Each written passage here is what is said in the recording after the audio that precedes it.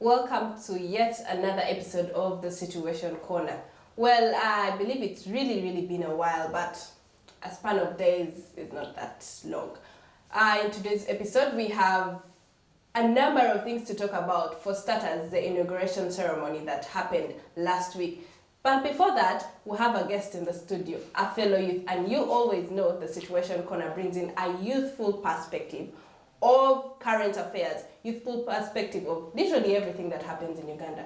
So before we kick start off with our topic of the day, allow me welcome our guest. He's called Ishaq, but he's going to fully introduce himself. Welcome, Ishaq. Thank you so much. I'm so glad to be here. I'm very humbled. My name is Ishaq Nsubuga, and I'm a media personality. Yes. Yeah, I think everything I do revolves around media, basically voicing, radio, and a ton of other things. Yeah, thank you so much for having me. Okay, you're welcome. You've talked about being a media personality. Please let us in. Which media houses are you currently working in? Are you still on a low key or? All right. So I do a lot of voicings. I do voicings for a couple of media houses. Yes. That's to say radio stations, TVs, companies, brands. Then right now I'm also working with a Media Challenge Initiative. Yeah, they have a media hub. Okay. It's where, it's home, I would say. Home for the young journalists. Exactly. Okay, so now that we all know you're into media, I believe you're up to date with the inauguration.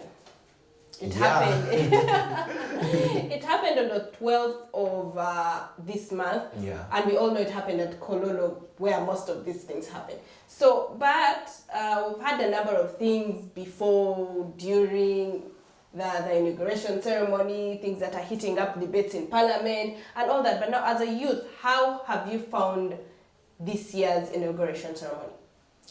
I have found it quite interesting. First of all, allow me to congratulate our president, General Yoweri Kaguta Tibuhaburra Museveni, upon his achievement. Yeah, we're very happy for him. You know, it's very important, regardless of your political affiliations or anything, you need to be happy for people's achievements. True. So yeah, we congratulate him upon his success. And yeah, we're expecting good things this term. So back to your question, how have I found this year's inauguration? I think it has been a little bit exaggerated. Uganda is always exaggerating. Exactly, yeah, they always have been. I mean, 7 billion for an inauguration ceremony. That's a lot of money. We have a lot of other burning issues that need to be addressed. But Uganda is currently in debt, but yeah, I mean, every Ugandan is every Ugandan needs to pay. Is it 1.5 million, something like that? You know, we are running on a very low economy, and it's very depressing, to be honest. It's very depressing because Uganda is running on a deficit budget. True. Everybody knows that. And at 7.3%, it remains elevated to date. And the government has the audacity to use 7 billion for an inauguration ceremony. that is making the young people mad, right? Yeah, right? But it's literally history repeating itself, because that also happened in the previous inauguration ceremony. But what we have to do, it's Uganda. And the irony is, the money keeps on expanding. 2006, we had 2 billion. Then when we went to 2011, we had 4 billion. True. Now 2021, 7 billion. 2000 and what? The next. We hope it will not increase. Hopefully. Because that is also what we want. We are running in debt, but I mean. Yeah, that's our government. But we have a lot of expectations this term, and I'm hoping that the government can address a couple of them. Before we go to the expectations, I want you to fully now, besides the exaggerated 7 billion that was used, how do you feel fully participating in the inauguration process? Because I believe the previous one, our current generation was totally off. They didn't want to know about it. They're like, anyway, I think my parents will fill me in on this and that, but we have gone of age that we know the inauguration ABCD happens. We usher in a new leader. However, what has been the chain of change in your life that you've found that you fully now involve yourself in these processes? Growing up, I never used to be a political person at all.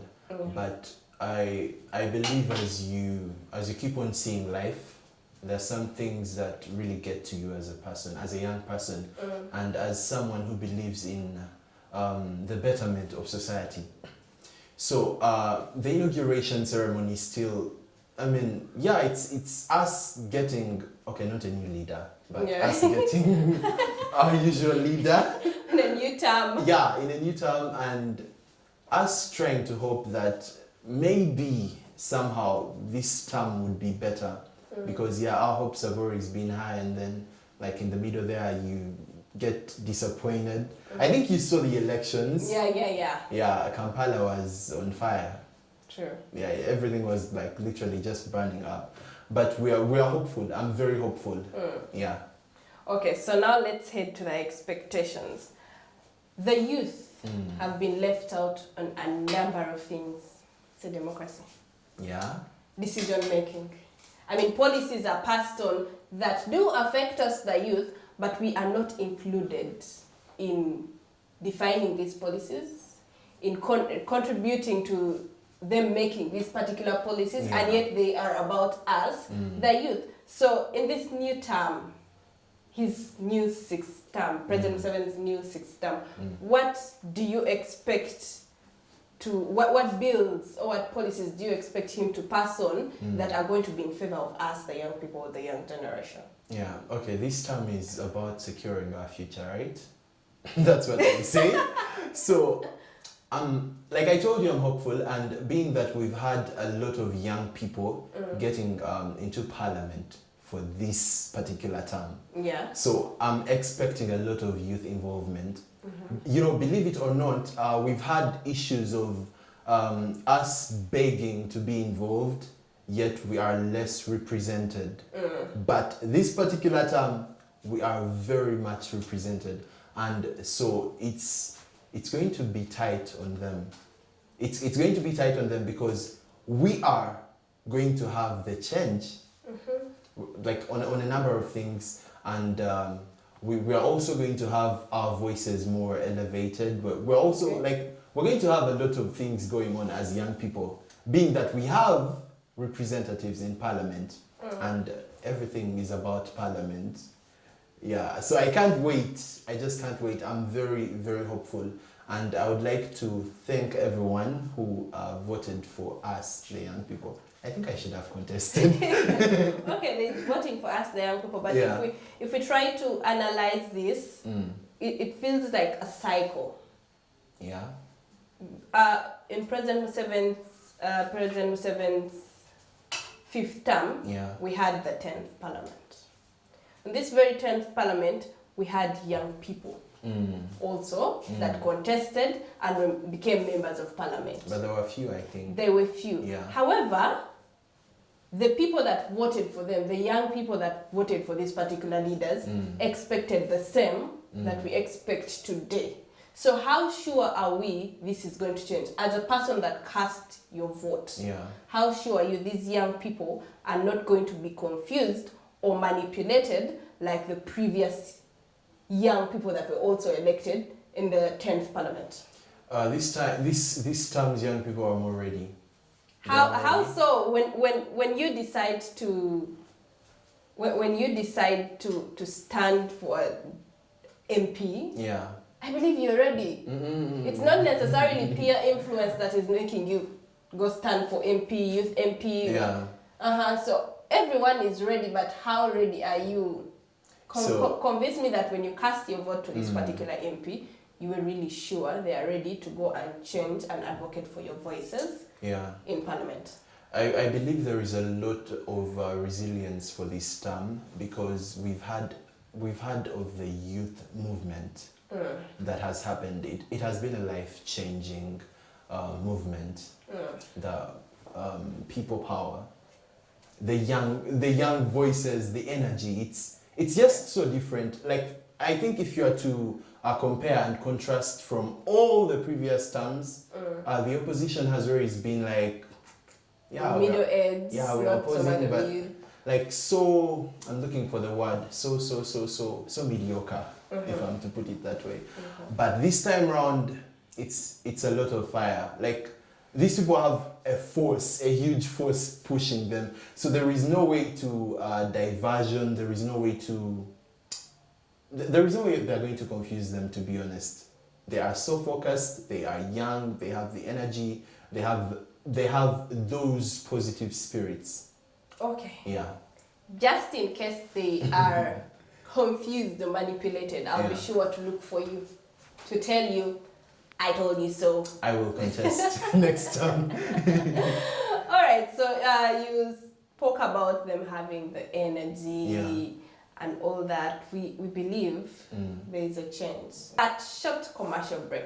Well, before we left off, we're talking about the expectations, and Ishaq has gladly shared with us what he expects of President Museveni's sixth term in line with youth development and youth comfortability.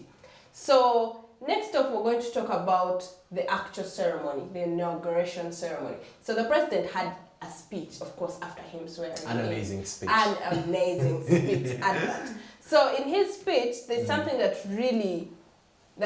I really want to quote. Yeah. Basically, I'd want to know your comments on the president's speech, basically ridiculing the Western powers' involvement in African politics, especially Uganda. Yeah. So if you'd allow me quote, in his speech, he said, "I doubt there are many comparable pro-democratic structures in the world. It is therefore quite comic and laughable to hear some actors in the world give us lectures about democracy." See? He's literally laughing out, and I could say mad at the involvement of Western powers into the African politics, particularly Uganda. What is your take on this? Because I believe we all know this is his sixth term. Yeah. So by the time he comes and lashes it out on his inauguration ceremony, what is that? What is your take? He's furious. I mean, that's the word, furious. He is infuriated, like, and I really believe it's okay for him to be furious. I mean, to be honest, these people, the Western countries have a lot of like lugezi-gezi, if I'm to put it in Luganda, lugezi-gezi and kajanja. There is no way I would go into my neighbor's house and start advising them on things, on how they do their things. Okay. That's so improper. These people need to get lives and remain in their countries and conduct their own things. I mean, I've never seen any African president trying to be nosy getting into American politics or politics in the UK or in France or anywhere. I've never seen that. But they have the audacity of trying to involve themselves in our politics. I mean, we are past colonialism. Let them get their lives and, get things to do. Yeah, we are past colonialism, but either way, we still have the concept of colonialism. Yeah, we do. In Uganda. We do, but let them leave us with our democracy. Okay, yeah, they could have clear motives. Maybe, okay, they want to help, but, okay, yeah.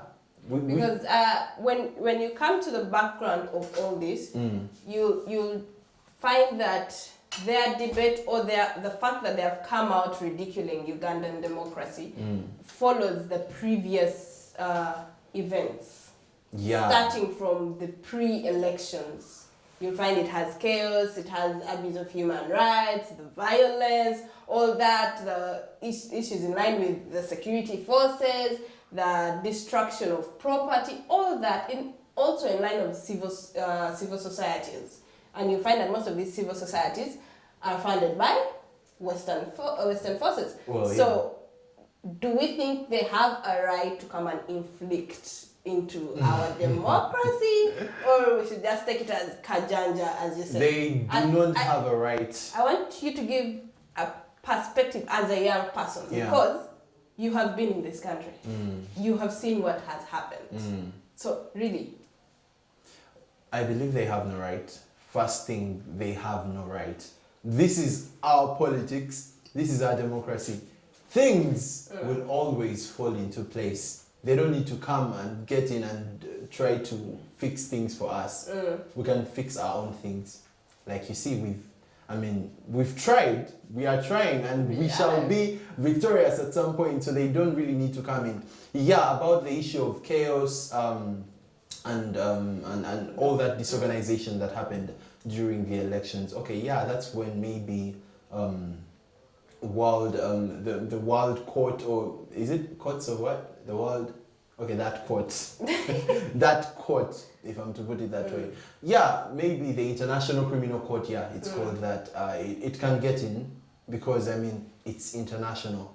But there is no way you're going to tell me that Western countries, Western politicians are going to come into our politics and try to fix things for us. That is so not right. So it's more like this proverb of you cannot come, you have a huge log into your eye, and because you've seen a tiny one into your neighbor's eye, you want to literally come and pluck it off and it's yours. So and we've not called for their help, mind you. We've not. Have we? We haven't. I believe we haven't. So if we haven't called for their help, let them remain there. They're just trying to be nosy, to be honest. But if we also realize most of the things that happen in Uganda, fan base is from Western, right?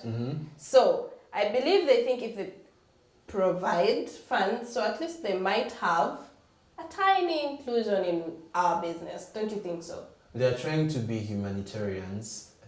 I thank them so much for that. Let them remain at that. Let them be humanitarians. Let them give us the funds. Yeah, and get rewards from God. Otherwise, we don't need them coming to advise us on things. You know, that's the one thing I appreciated about that speech. It was so unexpected, to be honest. I didn't see it coming, but when he said it, I was like, yes. Say that again. He kept on saying it, and I was like, yeah, that's it. Because also, he further explains, like, you give me lectures about democracy. What are your credentials? What are your credentials? Yeah. Really, do they have the credentials? They don't. That's what I'm saying. They only have credentials for their democracy, not ours. This is our country. We shall fix things on our own.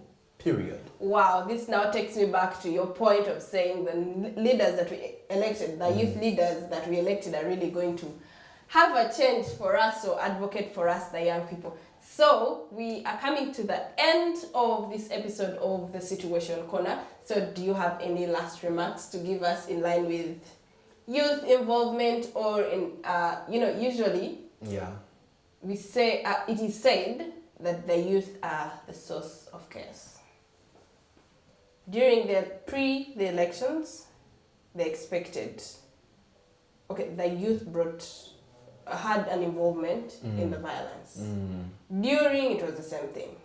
After, we also had youth involved elsewhere. They are still tied up in jail. There are kidnaps and all that.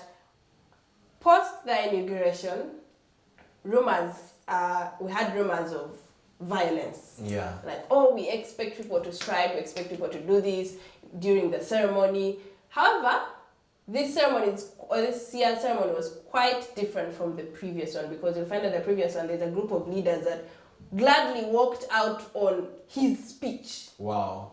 But this time around, none of that happened. Yeah. No youth is involved in violence. No youth is distracting things. No youth is, what is your advice to the young people to keep the peace now that we have a newly, can I say newly appointed? No. Now that we have a new term of President Museveni. Amazing. So what I would tell the youth, violence is not really going to do much for us. Yeah, violence doesn't do much for us. Remaining calm at all situations helps a lot. because when you see the calmness that we've had during this period, really there hasn't been any destruction of things, property, people losing their lives like previously, the way we had it during elections. So let them be calm, let them just keep their heads high, and also be hopeful. By being hopeful, let them be positive, because everything comes with positivity. Negativity never brings any fruits. Let us remain positive. Let us be calm. Let us trust in our young leaders we elected, because they are going to be the future. They're going to do everything for us. Let us entrust in them, and let us pray to God. Let us trust in God, because God is everything. God is the answer. True. So, thank you very much for watching this episode of The Situation Corner.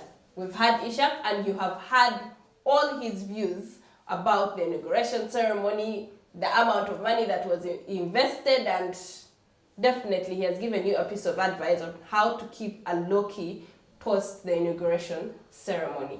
Follow us on all our social media platforms at FarajaDTv or at Faraja Television on Facebook, Twitter, Instagram, LinkedIn, and also subscribe to our YouTube channel.